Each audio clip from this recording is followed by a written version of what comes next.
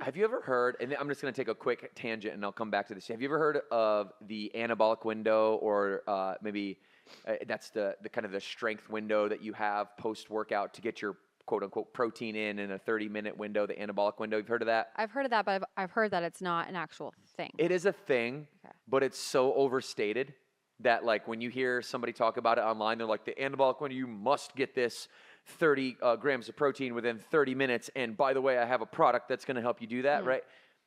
They're taking one little tiny truth and blowing that up as if it's like the end all be all. If you don't do this, then you're leaving 50% of your potential strength gains on the table. The relevance of that anabolic window is so finite and so irrelevant for 99.9% of us, unless you're trying to go win Mr. or Mrs. Olympia on stage at the Arnold Classic. It doesn't matter. Getting your protein in your body weight in ideal grams of protein within a 24-hour period is really important. So I'll give you a quick story for me and what I do on fasting. Maybe this will bring up some questions or thoughts in your head. So I want to tell everybody what I do, because I fast every single day. I have for a very long time.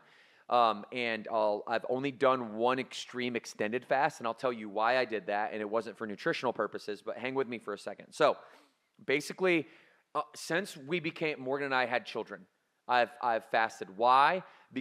Not because I have no discipline. It's not because it's not because I don't have the desire to eat. It's because I don't have a lot of time. And for me to get a full, well-rounded, daily nutrient profile in, I had to adjust and manipulate the time in which I ate, because not only am I traveling all the time, not only am I the co-founder and visionary of Burn with like a crazy hectic schedule, but now I got kids that are starting to be in this mix, right? And now I'm providing for other human beings. Oh, and the business is growing. Time was my factor. And so I decided to intermittent fast because I was getting to the point where like I almost wasn't eating enough at all, because I was trying to fit it in so many different places. And this meeting went 20 minutes over. And so I went right into this next meeting. And by the end of the day, I'm like, it's 10 o'clock. And I'm like, I hadn't eaten at all today. I feel like crap. Mm-hmm.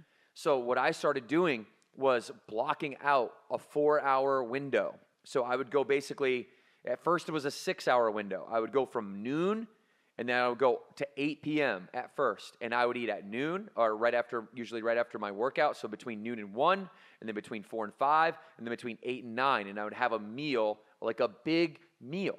Mm-hmm. People say like, oh, your body can't handle, more than X amount of grams of protein at once. Nonsense. That is nonsense. Your body is so efficient at using protein. It can use only about 20 to 40 grams, depending on who you are, of grams of protein per meal for muscle protein synthesis. But you have all of your biochemical reactions, your enzymes, your immune system, your body's made of protein. It needs protein, it needs amino acids in order to function. So your body is extremely efficient at using protein. And as we study it more and more and more, we see that whole, 40 grams per meal recommendation is just archaic, and you shouldn't believe that anymore, okay? So with that being said, getting 70 grams here, 70 grams here, 70 grams here got me to my ideal body weight in grams of protein throughout the day, and it kept me full during that period of time, and it was doable. It was manageable. I didn't have to worry about eating in the morning and getting breakfast in. I didn't have to worry about what I was going to do for lunch.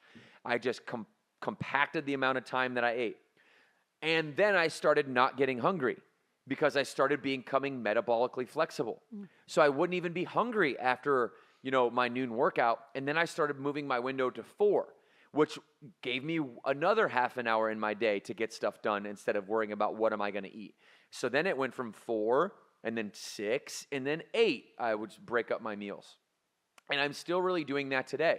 And so I have these longer windows, but what you're going to realize is that you shouldn't start there. If you've never actually done a fasting period before. If you're somebody that like eats at like 11 o'clock at night and then wakes up and eats breakfast in the morning, which is probably the vast majority of Americans, if you're somebody that does that, try eating an early dinner with high protein, high fat, no later than 8 o'clock, 2 hours before you go to bed, maybe at 10. That's kind of the general time frame in which your body is able to metabolize those carbohydrates. That way it doesn't blunt any growth hormone release or which promotes muscle protein synthesis, which helps you repair from your workouts overnight. And then get up and eat at that 8 o'clock window in the morning. Try that 12-hour window. If you've never done that, start there, just like I did. And what you're going to notice as you become metabolically flexible, your body will start to learn you can increase those windows, and then you're going to be in what's called lipolysis for longer because you don't have that. You're controlling your insulin, right? You're not spiking up your insulin. As soon as you spike up your insulin, guys, you shut off your fat-burning hormone. The body is like, no, we're not burning fat anymore. We're storing fat now. And so the longer you can go without spiking your insulin, the more you're going to be in lipolysis. You probably won't get to ketosis unless you eat no carbohydrates at all. You're not going to get to ketosis in 12 hours, okay, or 24. It takes 48, 36 hours. And I'm not recommending don't eat carbohydrates. I'm recommending a well-balanced macronutrient profile, body weight and ideal grams of protein, moderate carbs, moderate fat, well-balanced, but it's that window. It's the hormonal effects of food that we're missing in this conversation that is saying, as soon as I eat, what I'm doing is I'm spiking my insulin, and my insulin shuts off fat burning. You just clarified then the myth number 2 we have, which is fasting slows down your metabolism. It in fact does not, based off of what you just said. I know I've heard that before, and it's honestly, I believed it. It scared me. I was like, oh shoot, if I don't eat, I'm going to slow down my metabolism, but that's not in fact true. And I know we've talked about that a little bit on other podcasts, but so you guys will all remember this, and you might have heard this recently, but I think this is becoming less common knowledge than it was maybe in like the late 90s through the 2000s. For the last like 25 years, it was all about like keeping the metabolic fire burning. Like they use the metaphor that when your body is like, is like a fire, and you have to keep feeding the fire wood in order for it to keep burning. So it's basically saying that you needed to keep eating over and over and over if you wanted your metabolism to be efficient. And the most efficient metabolism we can have is a metabolism that is flexible, that knows how to use carbohydrates for fuel, and that knows how to use fat for fuel. So the most efficient you can make your metabolism, which is basically the overarching process, because sometimes we get confused on what metabolism even is. It's just the overarching process for your body to break down material. And when you don't feed your body gets really good at breaking down material, especially the material that none of us really want to see on our body, which is that extra body fat. Is that where the whole 6 small meals a day thing came from? Constantly having to fuel yourself, like to keep your metabolism up? Is that where that came from? Yeah, 100%. So producer Chelsea chimes in with a great question here. I really like this because this also stems back to the food pyramid. We've talked about the food pyramid before, right? Can you pull up the food pyramid? Pull up the 1990s food pyramid. I want to show people what the 1990s food pyramid looks like. And this is like almost like at this point so obviously sponsored by big food marketing. Yeah. Because it makes the most important nutrient a carbohydrate, which is the nutrient that is responsible for spiking insulin. And when you say 6 meals a day, you're talking about carbohydrates. Look, 6 to 11 servings per day. The food, oh my goodness. This thing is, if you guys are watching this on YouTube, you can see the food pyramid guide here. This is now no longer what the CDC recommends because people like myself and Trisha, we put pressure on the industry. I was just going to say, it's still, though, mind-boggling to me that people, I was just so my kids play football, and they're in tackle football, and they go until 8:30. So I've now started to meal prep my kids' dinners because it's important for me to feed them protein and healthy food. I don't want to be getting like fast food on the way home. Like that's not going to be a situation we put ourselves in. So I just meal prep them dinner, knowing when we have practice. So they eat at 5 and then they're good. Well, one of the moms was spinning out of control because it was 8:30. She's like, oh, my kid's not going to have dinner. She's like, I'll just feed him a bowl of cereal when he gets home. And it like was this moment for me, like I feel since we have these conversations and I, know that that's not actually what we should be feeding our kids to like, but the people still, I think, look to the pyramid, or that's what they were taught. She's probably my age. We learned that in school. So it's still something that I think we need to bring to the forefront of like, that's actually not what we should be feeding ourselves, cereal. No, it's not. And it's responsible in large part for the obesity epidemic worldwide is that one little pyramid, because I'm talking about insulin and the fat storage hormone. And carbohydrates, out of all the macronutrients, fat and protein have a little impact on insulin, but not nearly as much as a carbohydrate, right? Which is going back to the glycemic index, which measures how much each food, based on a rating of 0 to 100, pure fat being 0, pure sugar being 100, will actually impact your glucose levels, right? And, carbohydrates are nothing more than glucose. It's either a monosaccharide, a polysaccharide. It's a saccharide. It's a sugar. That's all it is. When you take a piece of bread, it breaks down into the molecule glucose, which is sugar. If you take a piece of broccoli, it's the same idea, but there's the hormonal effect of the food, which is why bread and broccoli are not the same thing, even they're both carbohydrates. Yeah. They're the hormonal effects of food. Yeah. Okay, as you can see here, the glycemic index. Listen, if you guys take one thing away from carbohydrates, just know carbohydrates aren't bad, just medium and high glycemic index carbohydrates are. Low GI, 55 or less. If you're looking at us on the screen, look, you have a whole array of foods here that you can pick from that are less than, people say like, don't eat fruit because fruit has sugar. It's like, no, show me your friend who is overweight who just smashes fruit all the time. That it doesn't exist, right? Even a banana is a 54 in the glycemic index. It's a low GI. Okay, it's a low GI. You're starting to get, a little bit higher with carbohydrates, like starchy ones like wild rice or sweet potatoes. Those get a little bit into that medium range. All right. So, so back to the question, why metabolism? Why metabolism does not slow? Let's think about this, Trisha, if everybody can just think logically for a minute, follow me along here. We have to think from a historical perspective, because our physiology hasn't changed in a very, very, very, very, very long time. The human beings of 30,000 years ago are very similar biologically, physiologically, to the human beings today. Psychologically, we're different. We have different environment that shapes our psychology. But from a pure physiological perspective, we're damn near identical based on everything that I can find. You have to think about when somebody that didn't have a grocery store 30,000 years ago and they had to find their food in the woods, when your metabolism could not slow, because when your metabolism slows, your energy slows. So what happens as you don't feed yourself, what has to happen in order for us to even be here? It's a survival trait, right? It's it's one of the reasons why human beings survive so long is because when we are starving, like in that sense, because we used to be, we had no idea when the next meal was going to come, so we were starving. We had to be more alert, because if you're not alert and you're starving and you start to slow down and your energy goes down and all of a sudden now you got to lay under a tree, you can't get up, you can't move, what happens? You die. You're someone else's food at that point, right? So we had to adapt for our metabolism to speed up, okay? We have adrenal glands.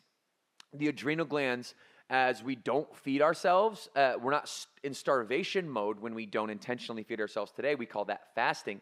But what happens is the same hormonal effect from the adrenal gland. We dump norepinephrine. We dump epinephrine. These hormones stimulate that word lipolysis that I'm talking about, burning fat for fuel. So the body goes into this state of burning fat for fuel.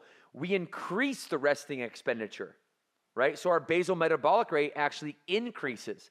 And studies, go look at all the studies, guys. I read the papers. I am a nerd when it comes to this stuff. I'm not going to be unprepared on the podcast, right? I'm going to come and I'm going to have receipts. And on average, what I find is, and this is like multiple studies kind of blended together, if you will, 14% of an increase in basal metabolic rate when you go into this fasting mode. 24, 48 hours, 72 hours. That's a long time. I'm not recommending that anybody does that, maybe for spiritual purposes, maybe if you'd like to, maybe because you need a body reset. You're like chronically addicted to sugar. You can't shake it. Like you're just addicted, beyond addicted. That 48, 72 hour fasting window, that reset is, we could prescribe that, or a nutritionist could prescribe that to you under maybe a doctor's supervision so that you can break that habit. But the metabolism doesn't slow during a fasting period. It actually increases. So there's not only the insulin effect, but there's the other hormones in the body. The adrenal gland has norepinephrine, epinephrine that is released that increase our alertness. That's the fight or flight stuff, right? You've heard about that? Yep. Fight or flight. That's all it is. Yep. We got to increase our awareness because we don't know what's around the next corner. And we're hunting for food. We can't slow down if we get hungry. We actually have to get more alert. Yeah. So is it kind of like, because your body is, and you've said this before, when you are in a fast, your body still has resources, unless you are like 3% body fat, to go after and get the supply that it needs from the different storages that you have. So is that why then your metabolism, it's good for your metabolism, because it kind of, I'm just thinking about working out, right? It kind of makes you work a little bit harder. So your metabolism has to work a little bit harder to go find that food, because you're not just feeding it like every 2 hours. Yeah, so that's an amazing observation. The answer to your question is the following: when you're in a fasting state, your body won't have carbohydrate, okay? But that doesn't mean that your body doesn't have energy. Glycolysis is rapid use of carbohydrates for energy. That's the body's preferred source. You're going to feel much better during a workout when you have carbohydrates. Glucose that gets stored in the muscle and in the liver as glycogen, you're going to have a much better workout. But that doesn't mean that you don't have glycogen stores, a backup storage, which is lipolysis. To your point, you actually have to work harder in lipolysis to convert that triglyceride molecule into glycogen. Right? So you're converting a carbohydrate, a carb, into glycogen, but you're also converting fat into glycogen. To your point, it takes much more energy for the body. The body has to use more energy to be in lipolysis. Why? Because there is this molecule called triglyceride. The triglyceride, tri meaning 3, glyceride meaning, it kind of sounds like glucose, right? So follow me here. I know this is a little nerdy, but this is actually what's happening. You have a glycerol backbone is what it's called, and then 3 fatty acid chains. There's an enzyme, a scissor enzyme, that breaks that bond. That takes a lot of energy. That's your body having to go through a catabolic process, breaking down the body's tissue, a catabolic process. That scissor enzyme needs energy to function, all right? So it breaks down that bond. The backbone of that molecule is now released from the triglycerides. The triglycerides are now free kind of fatty acids. They're separated. That glycerol backbone, through a process called glyconeogenesis, okay, actually gets broken down. And then, right, so there's 2 processes. You have to break the molecule, and then you have to go through glyconeogenesis, breaking down the glycerol backbone into glycogen. So that's just the nerdy way of saying these are the 2 metabolic processes that your body must go through, which is why it's a lot longer, more sustained energy when you are in lipolysis than when you're in glycolysis. When you eat a carbohydrate, bam, our body turns that carbohydrate into fuel quickly. I'm talking like 30 minutes, 2 hours, 3 hours. Lipolysis takes 12 hours, 24 hours, 48 hours. And so it is your quick, and this is where if you are getting advanced with your nutrition, that you can start to use fasting to your advantage to stay lean, but you can use a strategic glycolysis and carbohydrate introduction into your body to perform well in your workouts so you can maximize your workout, and we call that type of eating a body recomposition.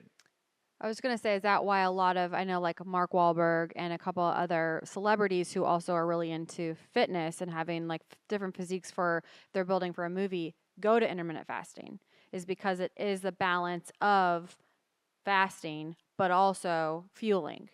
I think so. I think there's probably if you do it the right way, right? And you know, listen, let me back up real quick. So when I talk about fasting in short form on Instagram, there's always a handful of people that are like, how dare you?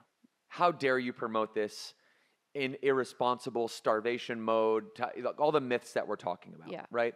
And I get where they're coming from because that's what they have heard in the past. Their society has conditioned us, you know, through the years to think certain things about carbs, about, I mean, how many times have you heard like carbs are the enemy? Yeah. Right? No, carbohydrates are your best friend. They're the thing that are going to make you strong, right? They're the thing that are going to give you energy to break down your muscle and protein to build it back up. How many times have you heard the cholesterol in eggs is bad for you? Oh my gosh, yeah. How many times have you heard, have a glass of wine a day? Doctors say, this is healthy. Have a glass of wine a day, right? It's good for your heart. You know, all these clickbait, journalist-driven headlines to help the magazine, the online subscriptions, the what we call unique monthly visits on their website to help all that get better. People will manipulate a conversation because they don't give a shit about you. What they care about is their unique monthly visits. They want as many because that turns people. into money. Turns into money. Okay, and by the way, healthy people aren't profitable. So what I'm giving you here is the truth, and I have nothing to sell you on the back end of this. All right, you want to come to Burn and be a member, by all means, do so. We could sell you a membership. That's great. We'll do that. But I'm not sitting here saying in order to, you know, be healthy, you have to buy our product. Like, you just need to realize that there's a truthful conversation that isn't sexy, and it's just a neutral conversation. And people like Mark Wahlberg, busy individuals, entrepreneurs, business owners, corporate exec. I mean, people that just have a demanding schedule. Usually, I see a correlation with people who are very ambitious to intermittent fasting and it being a solution for them because of just for me, it's because of time. Yeah, I don't have a ton of time. And if I got to be also thinking about what I need to be eating all day long, I'm not going to be healthy. Usually, generally speaking, I know I wasn't healthy. That's how I got 40 pounds overweight, was by even doing an intermittent fasting window, but then eating way too many calories in the intermittent fasting window. I still gained weight doing that, like a lot of weight. It was slow over like 5 years, but I gained 30 or 40 pounds. Intermittent fasting, I would lose a handful of pounds, and then I would stop caring about what I was eating, and I'd pack it on. So what it's called the yo-yo diet. It was the yo-yo. So this is we're not sitting here being like champions of fasting or intermittent fasting as the end all be all or what everybody must do. This is again a calories in, calories out conversation at the end of the day. Yeah, we're just giving you a tool and suggesting ways to make it easier for you. I know, focus meetings. When I first started at Burn, I loved a focus meeting. Haven't had one in a minute, but maybe Ashley Bezos should come find you. Actually, this is kind of like my focus meetings with Devin. I kind of get lucky every single week. I get to have a focus meeting with Devin Klein. But I know we talk about if one of the things is, to your point, your goal is to reduce body fat, which means you need to be in a calorie deficit.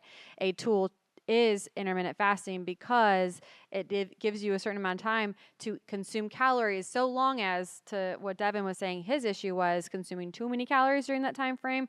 You still have to map out, and it's important to track at first what you're consuming. So just kind of throw a shout out to focus meetings. If you're one of those people, if you get yourself on the skinny talk and you're just going down this rabbit hole, and maybe it's making you depressed, because trust me, I have been there. I'm speaking from experience. Go get a focus meeting and like let us reset you, just to give you understand how you can use this as a tool to hit your goals.